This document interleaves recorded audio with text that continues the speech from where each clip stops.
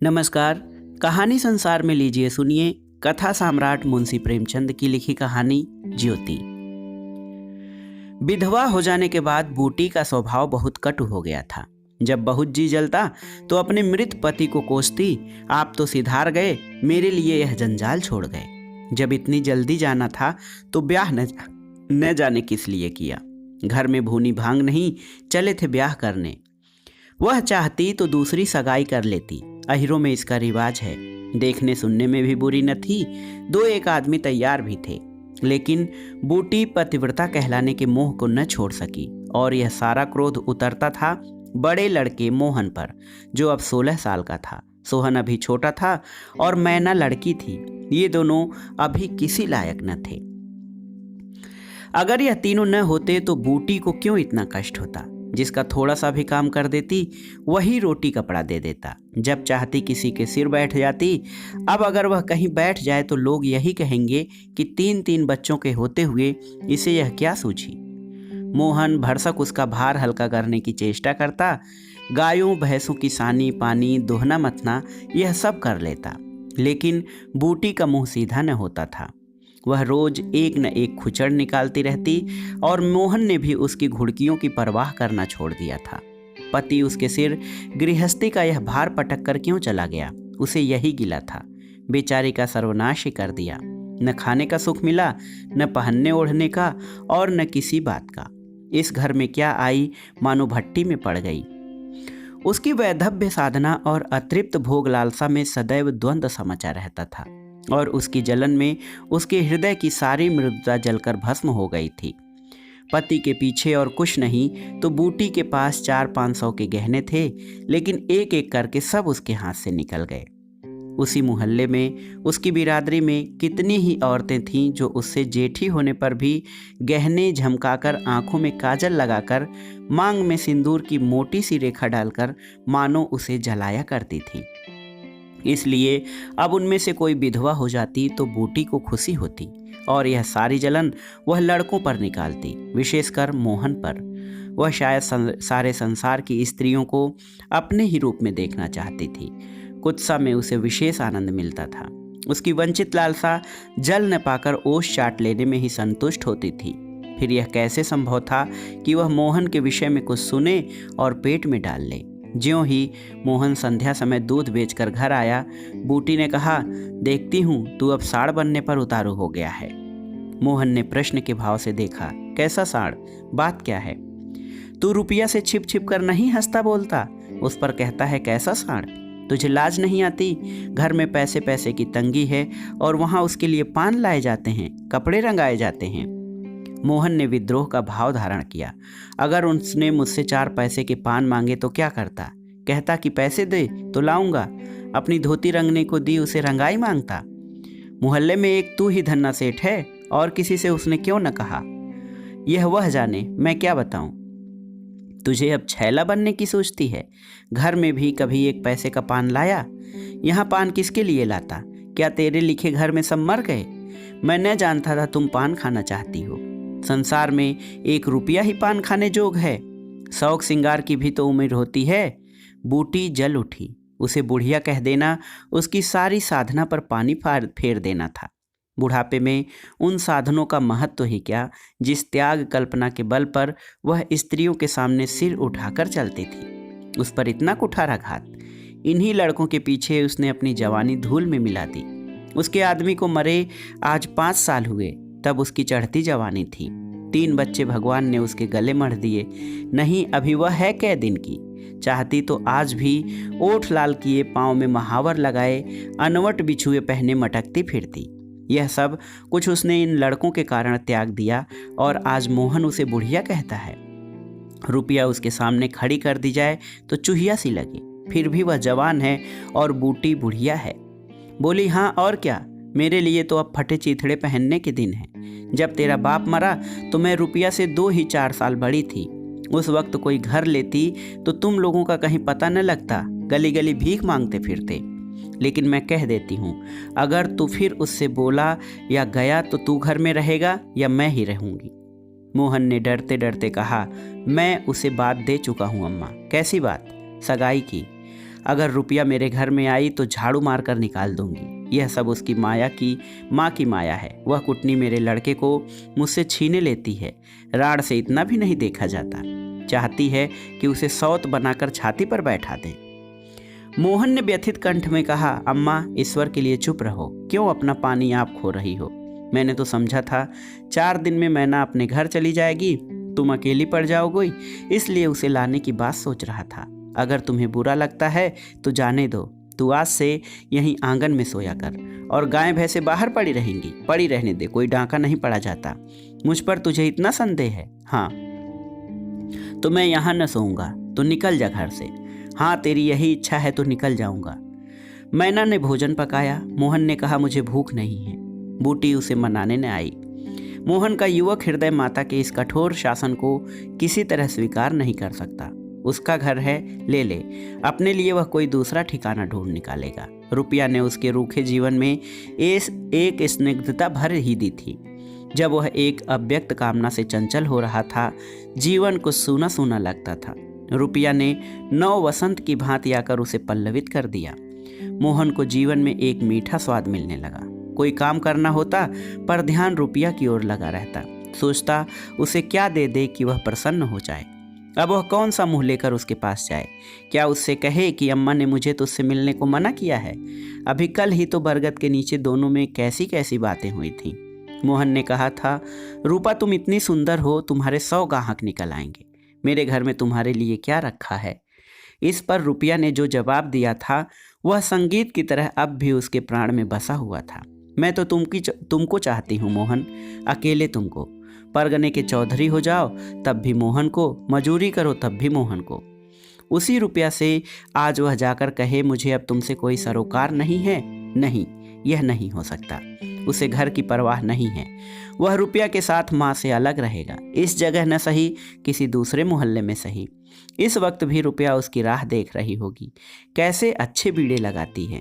कहीं अम्मा सुन पावे कि वह रात को रुपया के द्वार पर गया था तो परान ही दे दें परान। अपने भाग तो नहीं बखानती कि ऐसी देवी बहू मिली जाती है। न जाने क्यों रुपया से इतना चिढ़ती हैं। वह जरा पान खा लेती है, जरा साड़ी रंग कर पहनती है, बस यही तो। चूड़ियों की झनकार सुनाई थी। रुपया आ रही है। हाँ, वही है। रुपया उसके सिरहाने आकर बोली, सो गए क्या मोहन? घड़ी भर से तुम्हारी राह देख रही हूँ, आए क्यों नहीं? मोहन नींद का मक्कार किए पड़ा रहा। रुपया ने उसका सिर हिलाकर फिर कहा, क्या सो गए मोहन? उन कोमल अंगुलियों के स्पर्श में क्या सिद्धि थी कौन जाने। मोहन की सारी आत्मा उन्मत्त हो उठी। उसके प्राण मानो बाहर निकलकर रुपया के चरणों में समर्पित हो जाने के लिए उछल पड़े। देवी वरदान के लिए सामने खड़ी है। सारा विश्व जैसे नाच रहा है।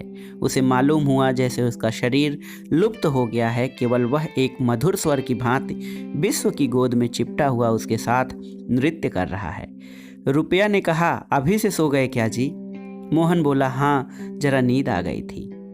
तुम इस वक्त क्या करने आई हो रूपा? कहीं अम्मा देख लें तो मुझे मार ही डालें। तुम आज आए क्यों नहीं? आज अम्मा से लड़ाई हो गई। क्या कहती थी? कहती थी रुपया से बोलेगा तो मैं परान दे दूंगी। तुमने पूछा नहीं रुपया से क्यों चिढ़ती हो? अब उनकी बात क्या कहूँ रूपा, यह किसी का खाना पहनना नहीं देख सकती। अब मुझे तुमसे दूर रहना पड़ेगा। मेरा तो जी न मानेगा। ऐसी बात करोगी तो मैं तुम्हें लेकर भाग जाऊंगा। तुम मेरे पास एक बार रोज आया करो बस, और मैं कुछ नहीं चाहती। और अम्मा जो बिगड़ेंगी तो मैं समझ गई तुम मुझसे प्यार नहीं करते। मेरा बस होता तो मैं तुमको अपने परान में रख लेता। इसी समय घर के किवाड़ खटके रुपया भाग गई। मोहन दूसरे दिन सोकर उठा तो उसके हृदय में आनंद का सागर सा भरा हुआ था। वह सोहन को बराबर डांटता रहता था। सोहन आलसी था, घर के काम धंधे में जी न लगाता था। मोहन को देखते ही वह साबुन छिपाकर भाग जाने का अवसर खोजने लगा। मोहन ने मुस्कुराकर कहा, धोती बहुत मैली हो गई है सोहन, धोबी को क्यों नहीं देते? सोहन को इन शब्दों में स्नेह की गंध आई। धोबिन पैसे मांगती है तो पैसे अम्मा से क्यों नहीं मांग लेते? अम्मा कौन पैसे दिए देती हैं, तो मुझसे ले लो। यह कहकर उसने एक ही खन्नी उसकी ओर फेंक दी। सोहन प्रसन्न हो गया। भाई और माता दोनों ही उसे धिक्कारते रहते थे। बहुत दिनों बाद आज उसे स्नेह की मधुरता का स्वाद मिला। एक अन्नी उठा ली और धोती को वहीं छोड़कर गाय को खोलकर ले चला। मोहन ने कहा, रहने दो, मैं इसे लिए जाता हूँ। सोहन ने पगहिया मोहन को देकर फिर पूछा, तुम्हारे लिए चिलम रख लाऊं? जीवन में आज पहली बार सोहन ने भाई के प्रति ऐसा सद्भाव प्रकट किया था। इसमें क्या रहस्य है यह मोहन की समझ में नहीं आया। बोला, आग हो तो रख आओ। मैना सिर के बाल खोले आंगन में बैठी घरौंदा बना रही थी। मोहन को देखते ही उसने घरौंदा बिगाड़ दिया और अंचल से बाल छिपाकर रसोई घर में बर्तन उठाने चली। मोहन ने पूछा, क्या खेल रही थी मैना? मैना डरी हुई बोली, कुछ तो नहीं, तू तो बड़े अच्छे घरौंदे बनाती है, जरा बना देखूं। मैना का रुआ सा चेहरा खिल उठा। प्रेम के शब्द में कितना जादू है। मुंह से निकलते ही जैसे सुगंध फैल गई। जिसने सुना उसका हृदय खिल उठा। जहां भय था वहां विश्वास चमक उठा। जहां कटुता थी वहां अपनापा छलक पड़ा। चारों ओर चेतनता दौड़ गई। कहीं आलस्य नहीं, कहीं खिन्नता नहीं। मोहन का हृदय आज प्रेम से भरा हुआ है। उसमें सुगंध का विकर्षण हो रहा है। मैना घरौंदा बनाने बैठ गई। मोहन ने उसके उलझे हुए बालों को सुलझाते हुए कहा, तेरी गुड़िया का ब्याह कब होगा मैना? न्योता दे, कुछ मिठाई खाने को मिले। मैना का मन आकाश में उड़ने लगा। जब भैया पानी मांगे तो वह लोटे को राख से खूब चमाचम करके पानी ले जाएगी। अम्मा पैसे नहीं देती। गुड्डा तो ठीक हो गया है, टीका कैसे भेजूं? कितने पैसे लेगी? 1 पैसे के बतासे लूंगी और 1 पैसे का रंग। जोड़े तो रंगे जाएंगे कि नहीं? तो 2 पैसे में तेरा काम चल जाएगा। हाँ, 2 पैसे दे दो भैया, तो मेरी गुड़िया का ब्याह धूमधाम से हो जाए। मोहन ने 2 पैसे हाथ में लेकर मैना को दिखाए। मैना लपकी। मोहन ने हाथ ऊपर उठाया। मैना ने हाथ पकड़कर नीचे खींचना शुरू किया। मोहन ने उसे गोद में उठा लिया। मैना पैसे लिए और नीचे उतरकर नाचने लगी। फिर अपनी सहेलियों को विवाह का न्योता देने के लिए भागी। उसी वक्त बूटी गोबर का झांवा लिए आ पहुंची। मोहन को खड़े देखकर कठोर स्वर में बोली, अभी तक मटर गश्ती ही हो रही है, भैंस कब दुही जाएगी? आज बूटी को मोहन ने विद्रोह भरा जवाब न दिया, जैसे उसके मन में माधुर्य का कोई सोता सा खुल गया हो। माता को गोबर का बोझ लिए देखकर उसने झांवा उसके सिर से उतार लिया। बूटी ने कहा, रहने दे, जाकर भैंस दो, मैं तो गोबर लिए जाती हूँ। तुम इतना भारी बोझ क्यों उठा लेती हो? मुझे क्यों नहीं बुला लेती? माता का हृदय वात्सल्य से गदगद हो उठा। तू जा अपना काम देख, मेरे पीछे क्यों पड़ता है? गोबर निकालने का काम मेरा है और दूध कौन दुहेगा? वह भी तो मैं करूँगा। तो इतना बड़ा जोधा है कि सारे काम कर लेगा? हाँ, जितना कहता हूँ उतना कर लूँगा। तो मैं क्या करूँगी? तुम लड़कों से काम लो, जो तुम्हारा धर्म है। मेरी सुनता है कोई? आज मोहन बाजार से दूध पहुंचाकर लौटा तो पान, कत्था, सुपारी, एक छोटा सा पानदान और थोड़ी सी मिठाई लाया। बूटी बिगड़कर बोली, आज पैसे कहीं फालतू मिल गए थे क्या? इस तरह उड़ाएगा तो कै दिन निवाह होगा? मैंने तो 1 पैसा भी नहीं उड़ाया अम्मा।